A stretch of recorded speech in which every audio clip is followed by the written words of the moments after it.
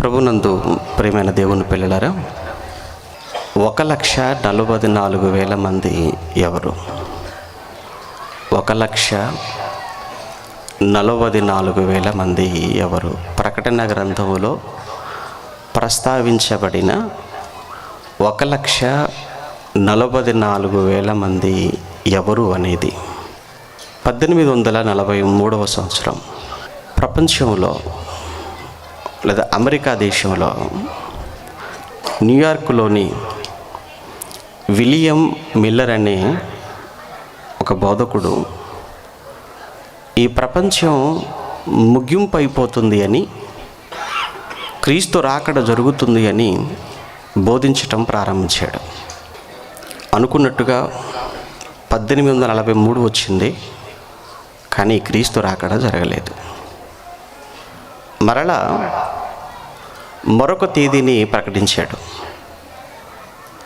ఇలా ఒక 2-3 తేదీలు క్రీస్తు రాకడకు సంబంధించి ఒక 2-3 తేదీలను ప్రకటించి క్రైస్తవ్యంలో ఒక విధమైన ఆందోళన, కలవరాన్ని, భయాన్ని నింపి సుమారు ఈ మాటతో ప్రపంచం అంతమైపోతుందనే ఈ బోధతో ఒక 50,000 మంది విశ్వాసులను తన వైపుకు తిప్పుకున్నాడు. కానీ తర్వాత జరిగిన పరిణామాలు ఇతను అన్నట్టుగా 1843లో జరగలేదు క్రీస్తు రాకడ. ఆ తర్వాత 2-3 తేదీలు మార్చాడు. అయినా ఇతను చెప్పిన ప్రవచనం అబద్ధమైపోయింది అని ఆలోచించినటువంటి క్రైస్తవులు చాలామంది అతన్ని విడిచిపెట్టేశారు. ఇది అవకాశంగా తీసుకున్న ఈ విలియం మిల్లర్ అనుచరులలో కొంతమంది వారు అందులో నుంచి చీలి అందులో ఉన్న విశ్వాసులను వీళ్ళు తమ వైపుకు తిప్పుకున్నారు. ఇక విలియం మిల్లర్ మరుగున పడిపోయాడు. అతని అనుచరులలో ఒక 2 వారు ప్రారంభించినటువంటి సంస్థ ఇప్పటికీ ఉంది. అందులో ఒకటి యెహోవా సాక్షులు, మరొకటి సెవెంత్ డే అడ్వెంటిస్ట్. ఈ యెహోవా సాక్షుల సంస్థకు ప్రారంభికుడు చార్లెస్ ఎల్ రస్సెల్. ఇతను యెహోవా సాక్షులకు పితామహుడు. అయితే ఇతను ఎక్కడివాడు అన్నప్పుడు ఈ విలియం మిల్లర్ అనుచరులలో ఒకడు. అలానే జేమ్స్ వైట్, ఇతను ఈ సెవెంత్ డే అడ్వెంటిస్ట్ యొక్క పునాది రాయి అతడు. ఈ రోజుకి ఇప్పటికీ మన ముందు జేమ్స్ వైట్ అని. ఇందులో ఈ యెహోవా సాక్షులు, ఈ చార్లెస్ ఎల్ రస్సెల్ అనే ఈ వ్యక్తి స్థాపించిన యెహోవా సాక్షుల సంస్థ లేదా ఈ సంఘం, వీరు బోధించిన అనేకమైన బైబిలుకు భిన్నమైన బోధలు. ఇతను కూడా క్రీస్తు రాకడ కోసం ఇతను కూడా 2-3 తేదీలు ప్రకటించాడు, చార్లెస్ ఎల్ రస్సెల్. కానీ ఇతను చెప్పినట్టు కూడా జరగకపోయేసరికి తర్వాత మాట మార్చి క్రీస్తు యొక్క 2వ రాకడ అది ప్రత్యక్షంగా వచ్చేది కాదు, అది కనపడదు, అదృశ్యంగా జరుగుతుంది అని అన్నాడు. అనటమే కాదు, ముందు చెప్పిన తేదీలలో జరుగుతుంది అన్నట్టుగా ఆ రోజు తన అనుచరులలో సుమారు 1,44,000 మంది తన అనుచరులతో క్రీస్తు యొక్క రాకడను ఎదుర్కోవటానికి సిద్ధం చేశాడు. అది ఫెయిల్ అయిపోవడంతో మాట మార్చి ప్రత్యక్షంగా జరిగేది కాదు, అది అదృశ్యంగా జరుగుతుంది రాకడ అని మాట్లాడడం ప్రారంభించాడు. అయితే జరిగేటువంటి ఆ రాకడలో కూడా ఎవరు క్రీస్తుతో పాటు పరలోకానికి వెళతారు అంటే ఈ 1,44,000 మంది మాత్రమే ఆ క్రీస్తుతో పాటు పరలోకానికి వెళ్ళేవారు. వారికి మాత్రమే పరలోక ప్రవేశం. మరి మిగతా వారి పరిస్థితి ఏంటంటే భూమి స్వర్గంగా మారుతుంది. ఈ భూమిపైనే క్రీస్తు యొక్క పాలనలో వాళ్ళు ఉంటారు. కానీ 1,44,000 మంది మాత్రం వీళ్ళు చాలా అత్యంత పరిశుద్ధులు, పవిత్రులు, వీరికి మాత్రమే పరలోకానికి వెళ్ళేటువంటి అవకాశం ఉంటుంది అని ఇతను ఒక సిద్ధాంతాన్ని తీసుకొని వచ్చాడు. ఏదేమైనా ఈ విషయంలో ఈ యెహోవా సాక్షులు ఎక్కువగా వీరు బోధిస్తున్నట్టుగా కేవలం పరలోకానికి వెళ్ళేది 1,44,000 మందే అని అనటం, వారు మాత్రమే పరలోక ప్రవేశానికి అర్హులు అని చెప్పటం, అది చాలా విడ్డూరం. ఇక మరొక బోధ, పెంతెకోస్తులో ఉన్నటువంటి మరొక బోధ ఏంటంటే 1,44,000 మంది వారే అత్యంత పవిత్రమైన పరిశుద్ధమైన వారు. ఆ సంఖ్యలో మీరు చేర్చబడాలి. ఆ సంఖ్యలో చేర్చబడాలి అని అంటే అర్హత ప్రకటన గ్రంథంలో చెప్పబడినట్టు స్త్రీ సాంగత్యమును ఎరుగని వారుగా ఉండాలి. అంటే ఈ 1,44,000 మంది గురించి మాట్లాడుతున్న సందర్భంలో మనం చదువుకుంటాం. తర్వాత వాళ్ళు స్త్రీ సాంగత్యమును ఎరగని వారు అంటాడు. అంటే స్త్రీ సాంగత్యమును ఎరిగిన వారు ఈ సంఖ్యలో చేర్చబడరు. ఇక్కడ స్త్రీ అన్న సాంగత్యం అన్న దీన్ని ఎలా అర్థం చేసుకున్నారు అని అంటే, ఒక స్త్రీతో లైంగిక సంబంధాన్ని కలిగి ఉంటే వారు అపవిత్రులు, వారు పవిత్రులు కారు. కనుక వారికి ఎట్టి పరిస్థితుల్లో పరలోకం ఉండదు అని చాలామందిని ఏం చేశారు అని అంటే వివాహానికి దూరం చేశారు. పెళ్లి చేసుకోకూడదు. ఈ బోధ విన్నప్పుడు అంటే మేము ఎక్కడ స్త్రీ సాంగత్యానికి ఎక్కడ మేము అందులో మేము ఉండమేమో, ఎక్కడ మేము పరలోకాన్ని మేము పోగొట్టుకుంటామేమో అనే భయంతో ఇప్పటికి కూడా వివాహాన్ని నిషేధించుచు లేదా వివాహాన్ని చేసుకోకుండా ఉంటున్నటువంటి క్రైస్తవులు ఇందులో చాలామంది ఉన్నారు. ఇప్పుడు ఇంతకు యెహోవా సాక్షులు చెబుతున్న 1,44,000 మంది కేవలం వారే స్వర్గానికి వెళతారు, మిగతా వాళ్ళంతా భూమిని స్వర్గంగా చేసి ఇక్కడే వాళ్ళని ఉంచుతాడు అనేది అది ఎంతవరకు రైటు?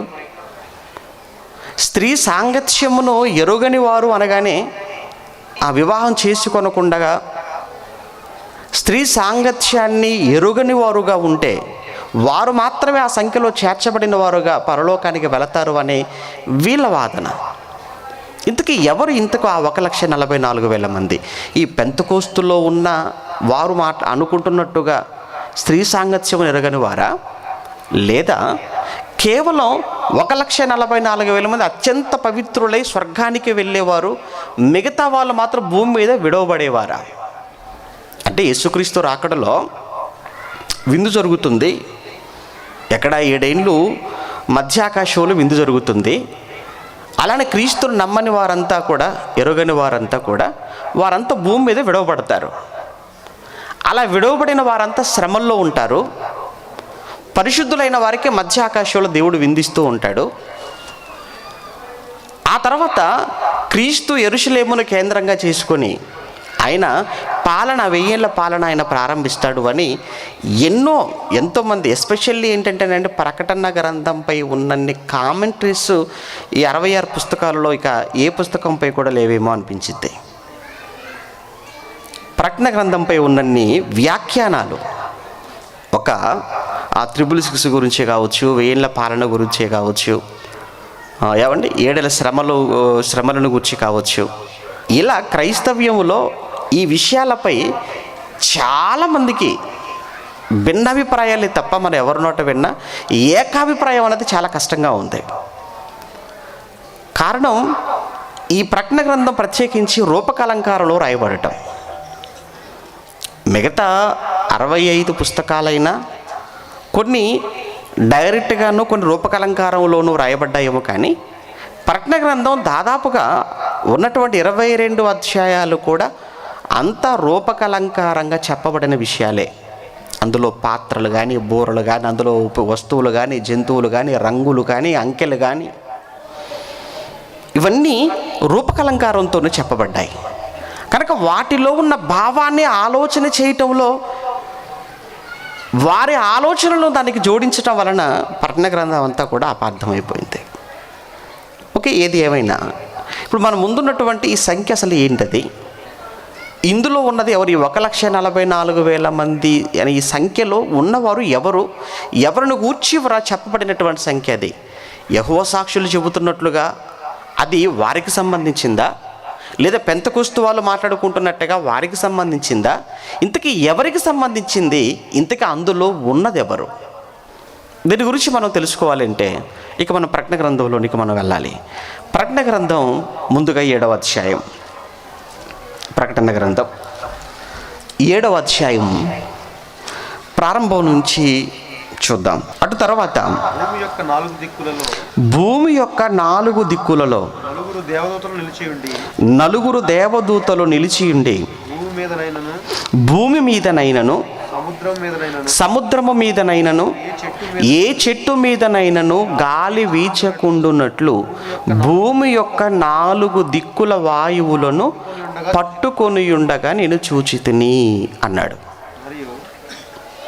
మరియు సజీవుడగు దేవుని ముద్ర గల వేరొక దూత సూర్యోదయ దిశ నుండి పైకి వచ్చుట చూచితిని. భూమికిని సముద్రమునకును హాని కలుగు చేయుటకై అధికారము పొందిన ఆ 4 దూతలతో ఈ దూత అంటుంది, మేము మా దేవుని దాసులను వారి నొసళ్ళ యందు ముద్రించు వరకు. అంటే ఇక్కడ ఒక విషయం మనకు అర్థం అవ్వాలి. ఏదో ఒక ప్రమాదం అనేది రాబోతుంది, ఏదో ఒక విపత్తు అనేది ముందు సంభవించబోతుంది. రోమా ప్రభుత్వం ప్రపంచాన్ని ఏలుతున్న సమయం. ఈ రోమా ప్రభుత్వము ప్రపంచాన్ని ఏలుతున్నటువంటి ఆ మొదటి శతాబ్ద కాలం ప్రత్యేకించి క్రైస్తవ్యానికి కలిగినటువంటి శ్రమలు, క్రైస్తవ్యానికి సంభవించినటువంటి హింసలు మనం చదువుకుంటాం అపోస్తుల కార్యముల్లో. ఆ రోజు క్రీస్తు శకం 66లో కానీ, అలానే క్రీస్తు శకం 90 నుంచి 96 మధ్యలో కానీ ఆ రోజున్న ఆదిమ సంఘానికి కలిగినటువంటి భయంకరమైన శ్రమలు. 1 నీరో చక్రవర్తి పాలన, 2 డొమిషియన్ అనే చక్రవర్తి పాలన. ఈ నీరో చక్రవర్తి కాలంలో క్రైస్తవులను ఊచకోత కోయించాడు. రోమ్ నగరం అంతా కూడా వాడే తగలబెట్టేసి ఆ నేరాన్ని క్రైస్తవుల మీదికి నెట్టేశాడు.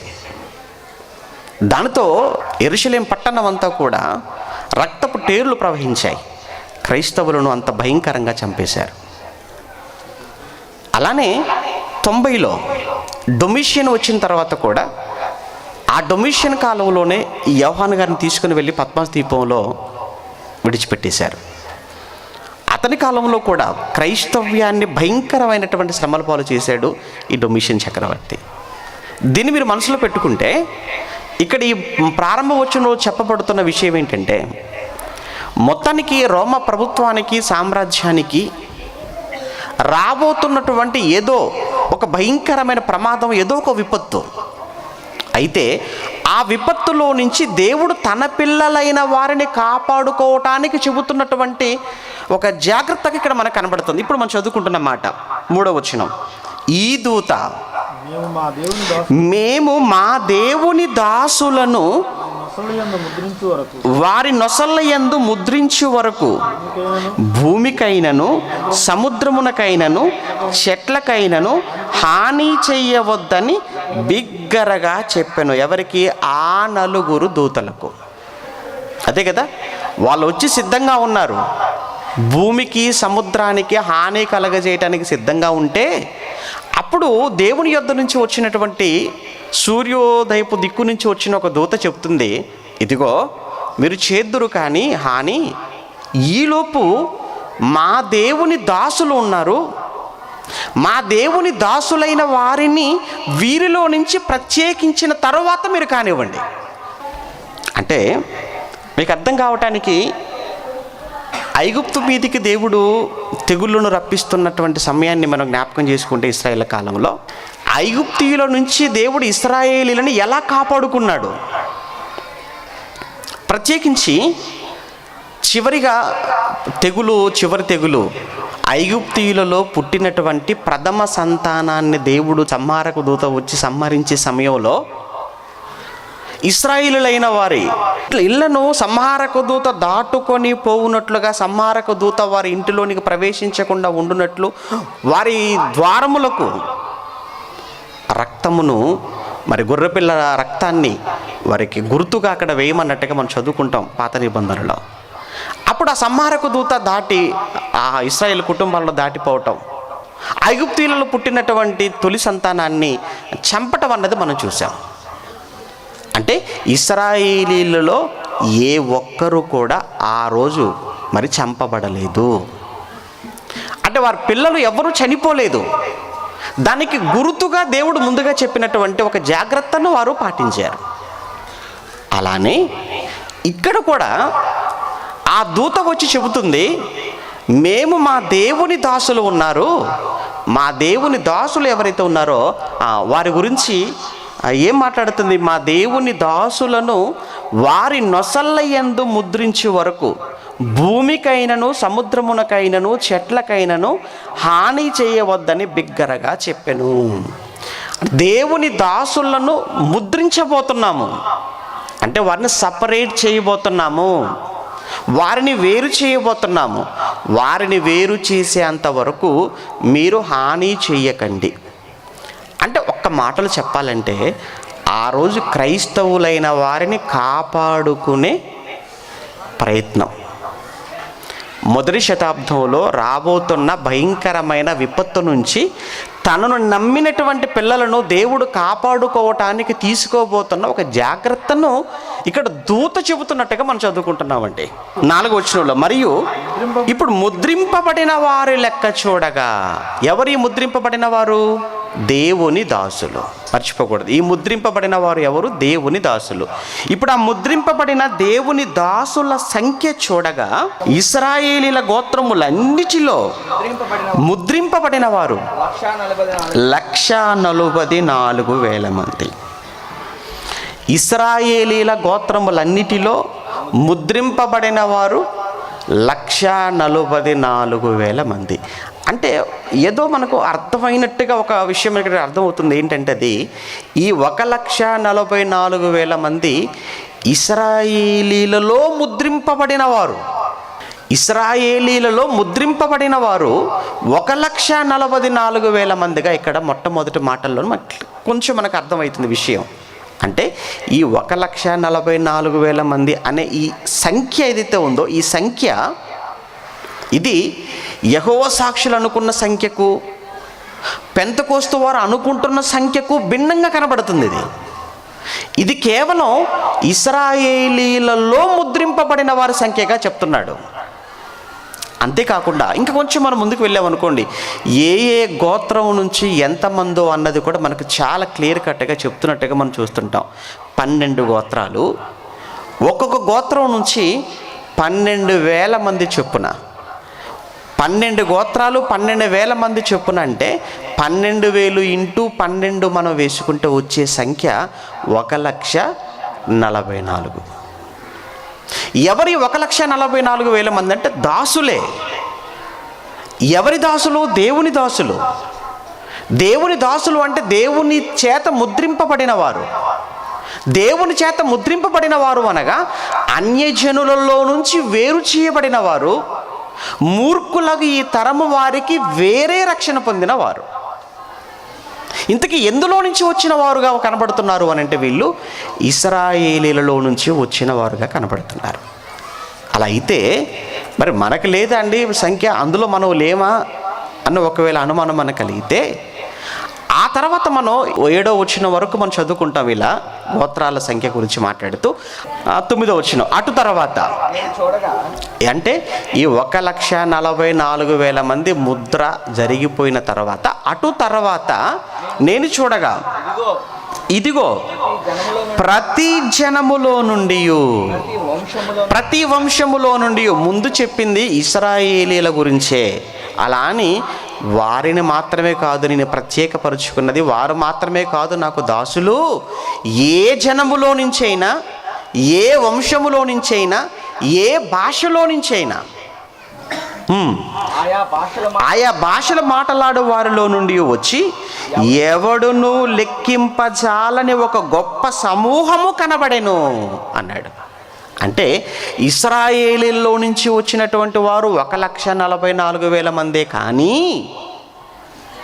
ప్రతి జనములో నుంచి, ప్రతి వంశములో నుంచి, ప్రతి భాషలో నుంచి వచ్చిన వారి సంఖ్య చూస్తుంటే లెక్క పెట్టలేము. ఇశ్రాయేలీల సంఖ్య అయితే లెక్క పెట్టగలిగాం, కానీ ప్రతి జనములో నుంచి వచ్చిన వారి సంఖ్యను చూస్తుంటే లెక్కింపలేనంతగా ఉంది. అంటే ఇప్పుడు మన సంఖ్య, మన నెంబర్ ఎందులో ఉంటుంది అన్నప్పుడు 1,44,000 కాదు. మన నెంబర్ లెక్కింపలేనంత సంఖ్య ఏదైతే ఉందో అందులో మనం ఉన్నాం. లెక్కింపలేనంత మందిలో మనం ఉన్నాం. నువ్వు లేనివాడవు కాదు, నువ్వు ఉన్నావు, నేను ఉన్నాను, మనమంతా ఉన్నాం. కాకపోతే మన అంకె లేదా మన నెంబరింగ్ అనేది అందులో లేదు. అటు తర్వాత నేను చూడగా ప్రతి జనములో నుండి, ప్రతి వంశములో నుండి, ప్రజలలో నుండి, ఆయా భాషలు మాట్లాడు వారిలో నుండి వచ్చి ఎవడును లెక్కింపజాలని ఒక గొప్ప సమూహము నాకు కనబడెను. వారు తెల్లని వస్త్రములు ధరించుకున్న వారై ఖర్జూరపు మట్టలు చేత పట్టుకొని సింహాసనం ఎదుటను గొర్రెపిల్ల ఎదుటను నిలవబడి, సింహాసనాసీనుడైన మా దేవునికిని గొర్రెపిల్లకును మా రక్షణకు స్తోత్రమని మహాశబ్దముతో ఎలుగెత్తి చెప్పిరి. దేవదూతలందరూ సింహాసనము చుట్టూను పెద్దల చుట్టూను ఆ 4 జీవుల చుట్టూను నిలబడి ఉండిరి. వారు అనగా ఎవరు? వీళ్ళు ఆయా జనములో నుంచి వచ్చిన వారు సింహాసనం ఎదుట సాష్టాంగపడి, ఆమెన్, యుగ యుగముల వరకు మా దేవునికి స్తోత్రమును మహిమయు జ్ఞానమును కృతజ్ఞతా స్తుతియు ఘనతయు శక్తియు బలమును కలుగునగాకని చెప్పుచు దేవునికి నమస్కారము చేసిరి. ఆమెన్. అప్పుడు పెద్దలలో ఒకడు అడుగుతున్నాడు పరలోకంలో, ఏమండి? పెద్దలలో ఒకడు, అయ్యా, తెల్లని వస్త్రములు ధరించుకున్న వీరెవరు అంటున్నాడు అని అంటే ఇది 1,44,000 మంది గురించి చెబుతున్నది కాదు. ఏమండి? వారి సంఖ్య ఎంత అని చెప్పాడు ఆయన? లెక్కింపజాలనంత. ఇంతకీ ఎవరు? అందరూ తెల్లగా కనబడుతున్నారు, అందరూ తెల్లని వస్త్రాలు ధరించుకునే కనబడుతున్నారు. ఇది చూసేనండి, ఈ తెల్లని వస్త్రాలు అన్న ఈ మాట చూసి అందరు తెల్ల డ్రెస్ కుట్టించుకోవడం ప్రారంభించేశారు. ఏమండి? ఇక్కడ చెబుతున్నది, ఇక్కడ తెల్లని వస్త్రములు అని అంటే ఇది మనం ధరించుకునే వస్త్రాలకు సంబంధించింది కాదండి. ఇది మీరు ప్రకటన గ్రంథం మరొక చోట 21వ అధ్యాయం అనుకుంటాను, అక్కడ మీరు చూడగలిగితే 19-21లోనో ఇవి పరిశుద్ధుల నీతి క్రియలు. తెల్లని వస్త్రములు అనగానే నీతి క్రియలకు సంబంధించి. అంటే ఎలా కనబడుతున్నారు అంటే ఏ మచ్చ లేనివారుగా కనబడుతున్నారు, ఏ డాగు లేనివారుగా కనబడుతున్నారు, ఏ కలంకము లేనివారుగా కనబడుతున్నారు. ఎవరు? తెల్లని వస్త్రములు ధరించుకున్నవారు. తెల్లని వస్త్రం ధరించుకున్నవారు అంటే ఏ విధమైనటువంటి కల్మషము లేనివారు, కపటము లేనివారు, పవిత్రంగా ఉన్నవారు. వీరు ఎలా రాగలిగారు ఈ మహాలోకానికి అని అంటే ఈ లక్షణాలన్నీ భూమి మీద వారు సంపాదించుకున్నారు కనుక ఇక్కడికి రాగలిగారు. అందుకే తర్వాత మాటలో మాట్లాడుతూ వీరు ఎక్కడి నుండి వచ్చారు అని అడిగినప్పుడు అందుకు నేను అన్నాను, అయ్యా, నీకే తెలియను అని చెప్పగానే అప్పుడు అంటున్నాడు, వీరు మహాశ్రమలలో నుండి వచ్చిన వారు గొర్రెపిల్ల రక్తములో తమ వస్త్రములను ఉదుకుకొని దానిని తెలుపు చేసుకొనిరి అన్నాడు. గొర్రెపిల్ల రక్తములో వస్త్రములు ఉతుక్కోవటం. జనరల్గా రక్తములో వస్త్రాలను ఉతికితే రక్తం ఉండే రంగు ఎరుపు రంగు. ఏమండి? వస్త్రాలు మీరు అందులో వేసి ఉతికేశారనుకోండి, ఏ రంగులో కనబడాలి? అవి ఇంకా ఎరుపు అయిపోవాలి. కానీ ఇక్కడ ఆ రక్తంలో ఉతుక్కోవటం వల్ల తెల్లగా కనబడుతున్నాయట. అంటే ఏంటి? క్రీస్తు రక్తములో కడగబడిన జీవితాలవి, క్రీస్తు రక్తము ద్వారా ఉతుక్కున్నటువంటి జీవితాలవి. అందుకే వాళ్ళంతా కూడా పాపము లేనివారు, వాళ్ళంతా అపవిత్రులు కానివారు. కానీ ఇక్కడ చెప్పబడుతున్న విషయం ఏదైతే ఉందో, ప్రత్యేకించి ముందు చెప్పిన 1,44,000 మంది అన్నది అది ఇశ్రాయేలుకు సంబంధించింది. అది ఎంతంటే చాలా తక్కువ ఉండేది. మనకేదో చాలా పెద్ద కనబడుతుంది. ఏమన్నాడు? మన దగ్గరకు వచ్చేటప్పటికీ ఆయన ఏమన్నాడు? ఆయా భాషల మాట్లాడు వారిలో నుండి వచ్చి ఎవడును లెక్కింపజాలని ఒక గొప్ప గొప్ప సమూహము అన్నాడు. అంటే ఎవడూ లెక్క పెట్టలేడు. ఇశ్రాయేలీయులను లెక్క పెట్టగలవు. ఎంత అంటే 1,44,000. అంటే లెక్కింపజాలని గొప్ప జనసమూహం ముందు ఆ లెక్క ఏమాత్రం, అది చాలా చిన్నది.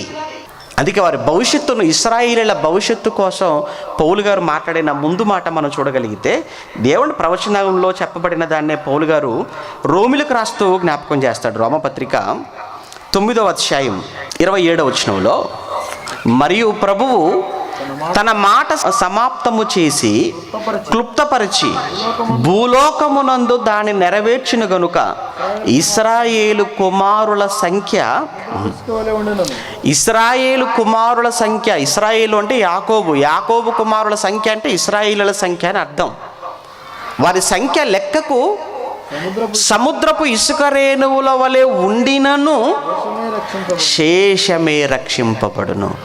వాస్తవానికి ఇశ్రాయేలీయులు ఎంతమంది అయ్యా అంటే, వాళ్ళ సంఖ్య వాళ్ళు 1,44,000 మంది కారు.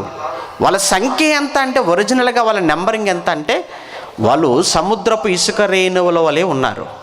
అయితే సముద్రమందున్న ఇసుక రేణువులు లెక్కించగలమంటే లెక్కించలేము, అంతమంది ఉన్నారు. కానీ అందులో నుంచి వారు రక్షింపబడిన వాళ్ళు ఎంతమందట? 1,44,000. శేషము అన్నాడు కదా, శేషము అంటే చాలా కొద్ది మంది. అలానే ఇసుక రేణువులంతా ఎక్కడ? అందులో 1,44,000 అంటే ఎంత అంటే, ఇప్పుడు 1,44,000 అంటే మనకి ఏమర్థం అవుతుందంటే, అది శేషము అది చాలా తక్కువ. కనుక ఇక్కడ చెప్పినటువంటి ఈ 7వ అధ్యాయంలో చెప్పిన ఈ 1,44,000 మంది యెహోవా సాక్షులు అనుకుంటున్నట్టుగా ఆ సంఖ్య అన్నది వారికి సంబంధించింది కాదు. లేదా వారు మాత్రమే పరలోకానికి వెళ్ళేవారు అనుకుంటే చాలా తప్పు. అయినా దేవుడు తన కోసం బ్రతికిన వారికి కొంతమందికి పరలోకాన్ని ఇచ్చి కొంతమందిని భూమి మీదనే పెట్టేస్తే ఏమండి దేవుడు ఎలా న్యాయం చేసినట్టు అవుతుందో జనరల్గా మీరు ఆలోచించండి. ఇప్పుడు తన కొరకు బ్రతికిన వారిని ఆయన కొందరు పరలోకంలో పెట్టి కొంతమందిని భూమినే స్వర్గంగా మార్చేసి మీరు ఇక్కడే ఉండిపోండి, నేను వీళ్ళని తీసుకెళ్ళి అక్కడ పెట్టేస్తాను అని అంటే దేవుడు ఎలా న్యాయం చేసిన వాడు అవుతాడు? అంటే ఒకవేళ ఇశ్రాయేలీలకేమో ఒకవేళ ఆ నెంబర్ మనం ఇశ్రాయేల్ అనుకుంటే, ఇశ్రాయేలులకు మాత్రమే దేవుడు ఆ 1,44,000 మందిని పరలోకానికి తీసుకుని వెళ్ళిపోయి మనలందరిని ఇక్కడే పెట్టేశాడు అనుకోండి.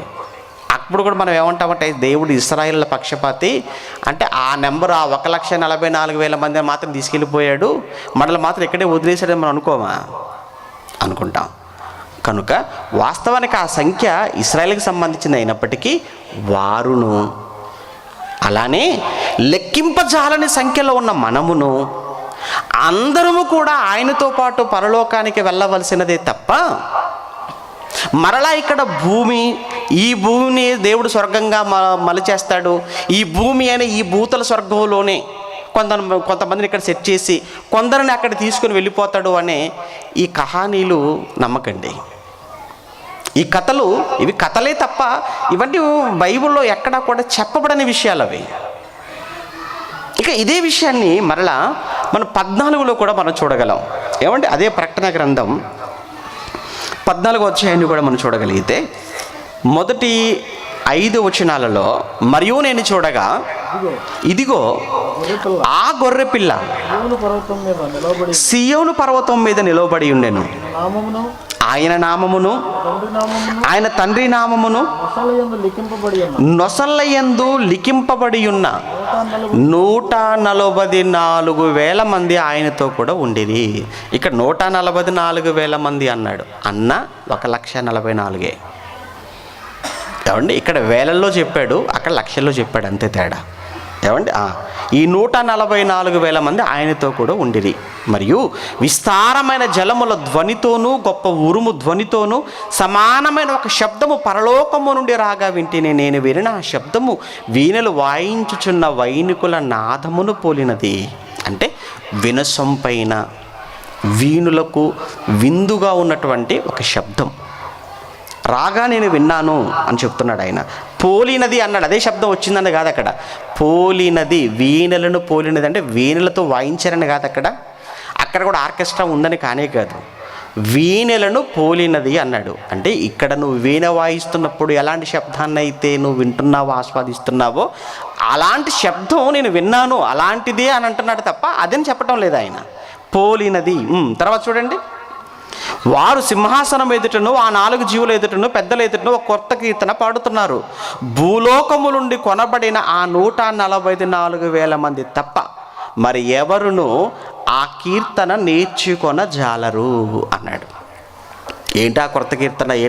ఏమండి, ఆ కొత్త కీర్తన ఏదో కాదు, దానికి అక్కడ ఏదో ఉంది, ఏదో ఆలోచన మనం చేయవలసిన అవసరం లేదండి. ఎందుకంటే అది ఎవరో మాత్రమే దాన్ని పాడగలరు అంటున్నాడు ఆయన.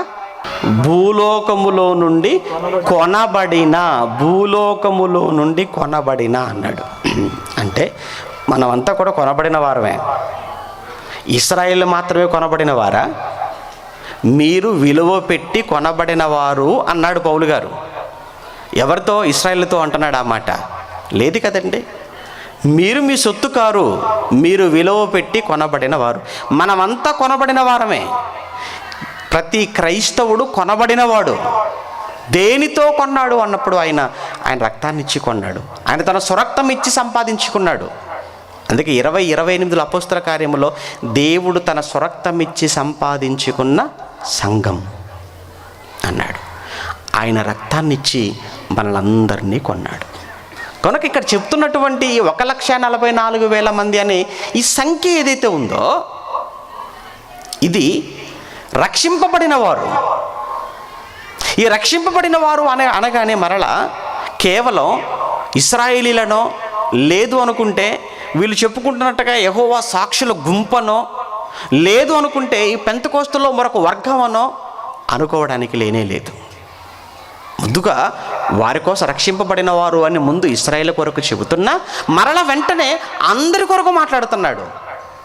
అటు ఇశ్రాయేలీలైనా, ఇటు అన్యజనులైనా అందరూ ఆయన రక్తం ద్వారా కొనబడిన వారే. తర్వాత చూడండి ఇంకేమన్నాడు. ఆ కీర్తన ఎవరునూ ఆ కీర్తన నేర్చుకొనజాలరు అన్నాడు. అంతే కదండి. మనం తప్ప ఆ కీర్తన అనుకుంటుంది నా రక్తము వలనైనా ఇది నా క్రొత్త నిబంధన, యేసుక్రీస్తుల వారు అన్నారు. దీన్ని ఎవరు మాత్రమే దీన్ని పాటించగలరు? దీనిని ఎవరు మాత్రం దీన్ని అమలు చేయగలరు? దీనిని ఎవరు మాత్రమే స్వీకరించగలరు అన్నప్పుడు కొనబడిన వారే. మిగతా వారు కొనబడక లోకంలో ఉంటున్నవారు, వారికి ఎందుకని క్రొత్త నిబంధన? వారెక్కడ పాటిస్తారు? వారిపై ఎక్కడ అప్లై అవుతుంది? అది లేదు కదా. కానీ అది మనకు మాత్రమే అన్నాడు. అవును, అది నిజమే. మనం మాత్రమే పాడగలం, మనం మాత్రమే పాటించగలం, మనం మాత్రమే చేయగలం అది. తర్వాత మాటలు ఏమన్నాడు చూడండి. ఇంకా మరియు వీరు స్త్రీ సాంగత్యమున అపవిత్రులు కాని వారును అన్నాడు. ఇదండి ఈ మాట అపార్థం చేసుకున్నారు. స్త్రీ సాంగత్యమున అపవిత్రులు కాని వారును అంటే స్త్రీ సాంగత్యం అపవిత్రం. ఒకవేళ స్త్రీ సాంగత్యం అపవిత్రం అంటే దేవుడు ఎందుకు పెళ్లి చేయాలి? ఆదామును అలా వదిలేస్తే అయిపోయేది కదా ఏదైనా తోటలో. ఆదామును అలా ఏదైనా తోటలో ఒంటరిగా వదిలేస్తే అయిపోయేది. లేదు నరుడు అసలు ఒంటరిగా ఉంటే అసలు మంచిదే కాదు అనుకున్నది ఆయనే, ఆపరేషన్ చేసింది ఆయనే, స్త్రీని చేసింది ఆయనే, తీసుకొచ్చి పక్కన నిలబెట్టింది దేవుడే, మరలా ఆశీర్వదించింది కూడా ఆయన. ఏమని? మీరు ఫలించండి, అభివృద్ధి పొందండి, భూమిని నిందించండి, విస్తరించండి అన్నాడు. అంతే. మళ్ళీ అదే పౌలు గారి ద్వారా వివాహము అన్ని విషయములలో ఘనమైనదని మాట్లాడుతూ పానుపు నిష్కల్మషమైనది అన్నాడు. మళ్ళీ వెంటనే మరి అదేంటి? మరి స్త్రీ సాంగత్యం అపవిత్రమైతే మరి పానుపు ఎందుకు కల్మషం కాకూడదు? సాంగత్యం అపవిత్రమైనప్పుడు పానుపు కూడా కల్మషమే కావాలి. కానీ పానుపు నిష్కల్మషమైనది అన్నాడు, వివాహము ఘనమైనది అన్నాడు. అంటే ఇక్కడ స్త్రీ సాంగత్యం అనగానే భౌతికంగా ఆలోచించకూడదు, ఫిజికల్గా ఆలోచించడానికి వీల్లేదు. ఇక్కడ స్త్రీ అన్న పదానికి ఇంకా ఏదో అర్థం ఉంది. ఆ అర్థాన్ని ఆలోచించడానికి బదులు స్త్రీ అంటే స్త్రీయే, సాంగత్యం అంటే సాంగత్యమే అలా అనుకుంటే అలానే అపార్థాలు అయిపోతాయి. అందుకే పెళ్లి కాలేదు, ఎవరిని చేసుకోవద్దు అంటున్నారు. అసలు వివాహమును నిషేధించే వారి గురించి పౌలు గారు ఏమంటాడు అని అంటే, వాళ్ళు అబద్ధ బోధకులు అంటారు. వాత వేయబడిన మనస్సాక్షి కలిగిన వారై అంత్య దినములలో వివాహమును నిషేధించుచు విశ్వాస భ్రష్టులు అని మాట్లాడతాడు. ఎంత భయంకరం అంటది. కనుక చాలా తప్పది. మరి ఇక్కడ స్త్రీ సాంగత్యమును ఎరగని వారు అని అంటే ఇక్కడ ఎవరి స్త్రీ గురించి, స్త్రీ ఎవరు అన్న విషయం మనకు తెలియాలి అని అంటే ఒకసారి అదే ప్రకటన గ్రంథంలో మీరు 17వ అధ్యాయానికి మీరు వెళ్ళగలిగితే మొదటి నుంచి చూద్దాం. ఆ 7 పాత్రలు పట్టుకొని ఉన్న 7 దేవదూతలలో ఒకడు వచ్చి నాతో మాట్లాడుతూ ఇలాగ చెప్పాను, నీవిక్కడికి రమ్ము, విస్తార జలముల మీద కూర్చున్న మహావేశ్యకు చేయబడు తీర్పు నీకు కనపరచెదను అన్నాడు. ఇంతకీ ఎవరి ఆ స్త్రీ అంటే 17వ అధ్యాయం వెళ్ళేటప్పటికీ అక్కడ స్త్రీ అన్నాడు, కానీ ఇక్కడికి వచ్చేసరికి ఆ స్త్రీ మహావేశ్య అన్నాడు. మహావేశ్య అన్నాడు. అక్కడ స్త్రీ అన్నాడేమో కానీ ఇక్కడ మహావేశ్య అంటున్నాడు.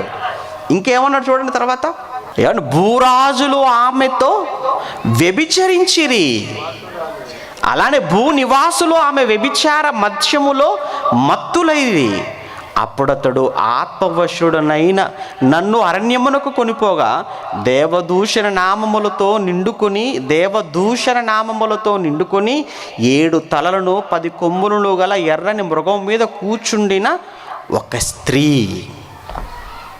ఏమండి, ఒక స్త్రీని చూచి తిని, ఆ స్త్రీ ధూమ్ర రక్తవర్ణము గల వస్త్రము ధరించుకొని బంగారముతోను రత్నముతోను ముత్యములతోను అలంకరింపబడినదై ఏహ్యమైన కార్యములతో, చూడండి అక్కడ, ఏహ్యమైన కార్యములతోను తాను చేయుచున్న వ్యభిచార సంబంధమైన అపవిత్ర కార్యములతోను నిండిన.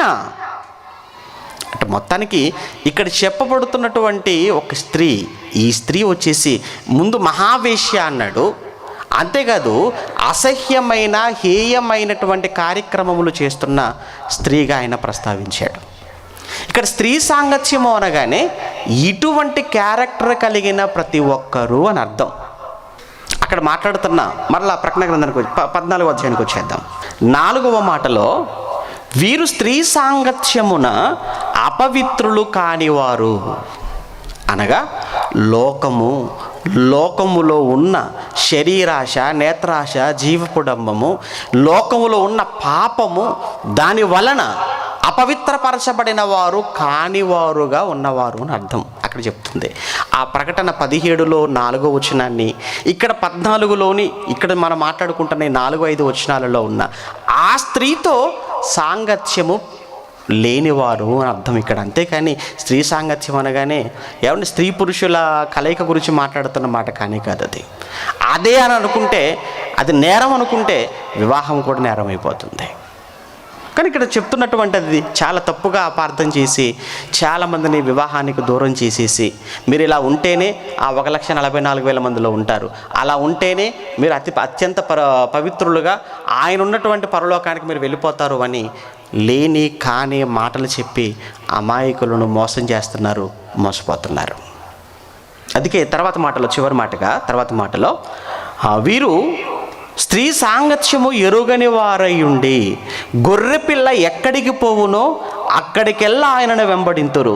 వీరు దేవుని కొరకును గొర్రెపిల్ల కొరకును ప్రథమ ఫలముగా ఉండుటకై మనుషులలో నుండి కొనబడిన వారు అన్నాడు.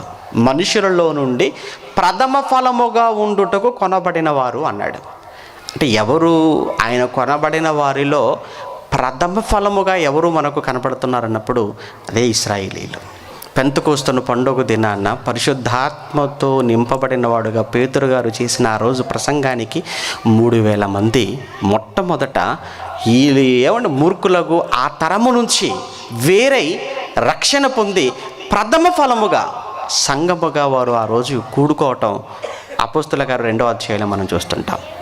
వారు ప్రథమ ఫలముగా, అందుకే దేవోక్తులు మొట్టమొదట ఎవరి పరము చేయబడ్డాయని రోమపత్రిక 3లో మనం చదువుకుంటాం, యూదుల పరము. వారు ప్రథమ ఫలముగా వాళ్ళు ఇందులోనికి వచ్చిన వాళ్ళు. వీళ్ళు యేసుక్రీస్తును ప్రతి క్షణం, ప్రతిరోజు, నిత్యము ఆయనను వెంబడించిన వారుగా, ఆయన ఎక్కడికి వెళితే అక్కడకు ఆయనను వెంబడించిన వారుగా మనకు కనబడుతున్నారు.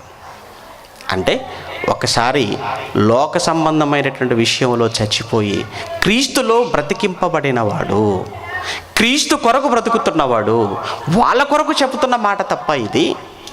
అందులో మొట్టమొదటగా ఇశ్రాయేల్ కొరకు చెప్పబడినటువంటి సంఖ్య తప్ప అది మిగిలిన వారి కొరకు చెప్పబడింది కానే కాదు. అలానే మనం లేవంటే ఆ తర్వాత మాటల్లో వెంటనే దాని కనెక్షన్గానే 7వ అధ్యాయంలో మనం చదువుకున్న 9వ వచనం నుంచి అటు తర్వాత అంటే వారి ప్రథమ ఫలం వారి తర్వాత అన్యజనుల ప్రవేశము కూడా ప్రారంభమైంది. ఇక అన్యజనుల ప్రవేశాన్ని చూస్తుంటే విస్తారమైనటువంటి జల ప్రవాహములాగా అనేక మంది అన్యులు ఇందులోనికి వచ్చేస్తున్నారు. ఇక వీరి సంఖ్యను మనం చూస్తుంటే అసలు ఏ మనిషి కూడా ఈ సంఖ్యను లెక్కింపలేనంత గొప్పగా ఈ సంఖ్య ఉంది అన్నాడు. కనుక అక్కడ చెప్పిన ఆ సంఖ్య అది వారికైతే తర్వాత చెప్పబడిన సంఖ్యలో ఎవరున్నారు? మనం ఉన్నాం. కనుక వాళ్ళు అనుకుంటున్నట్టుగా యెహోవా సాక్షులు అనుకుంటున్నది తప్పే. అలానే పెంతెకోస్తులో ఒక వర్గం వారు భావించుకుంటున్నట్టుగా వివాహాన్ని నిషేధించి స్త్రీ సాంగత్యాన్ని ఎరగకుండా సపరేట్గా పెడుతున్న గుంపు ఏదైతే ఉందో ఆ గుంపుగా వారు చేసుకున్నట్టు వారు మాట్లాడుతున్నటువంటి ఆ ఆలోచన వారి అభిప్రాయం కూడా అది కూడా ఇక్కడ మాత్రం అది తప్పేనని మనకు తేలిపోయింది. కనుక 1,44,000 మంది అది ఇశ్రాయేలు కొరకు ముందుగా చెప్పబడింది. ఆ తర్వాత కూడా సంఖ్య ఉంది. ఆ తర్వాత ఉన్న సంఖ్య అది లెక్కింపజాలనంత సంఖ్య. ఆ సంఖ్యలో మనమంతా కూడా ఉన్నాం.